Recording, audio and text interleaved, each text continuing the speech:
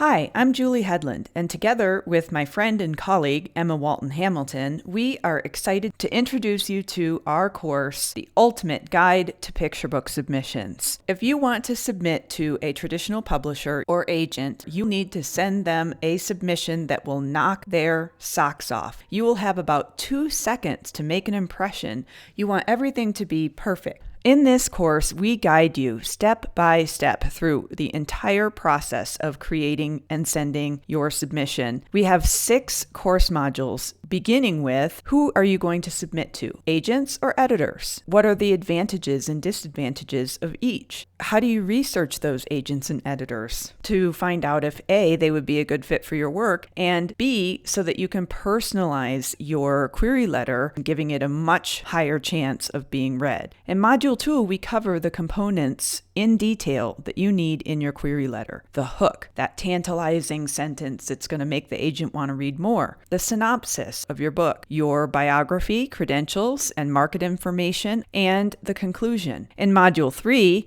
Emma and I received queries from 50 people. They're kept anonymous. We did video recordings of ourselves providing critiques of the queries. Each of these videos contains 10 queries. In addition, we have an accompanying transcript. We have the original queries so you can see what they looked like initially, and the marked up versions of the queries so you can compare the 2 versions before and after our comments. In Unit 6, Emma and I listed the top 10 query mistakes that we saw recurring in these 50 critiques. And we supplement that in Module 4 with a complete list of query do's, things you absolutely do want in your query, and query don'ts, things you absolutely want to avoid. In manuscript submission, it can be confusing because there are differences between snail mail submissions and email submissions. With email submissions, there's a difference in formatting between copying and pasting the text of your manuscript and placing it in the body of the email, or attaching your manuscript as a Word doc. Finally, there are differences in formatting between narrative prose manuscript and a verse manuscript, and we cover every one of these in detail. Next, we cover query etiquette. How long do you wait before you nudge an agent or an editor you've queried? Can you submit to 2 different agents at the same agency? What about simultaneous submissions?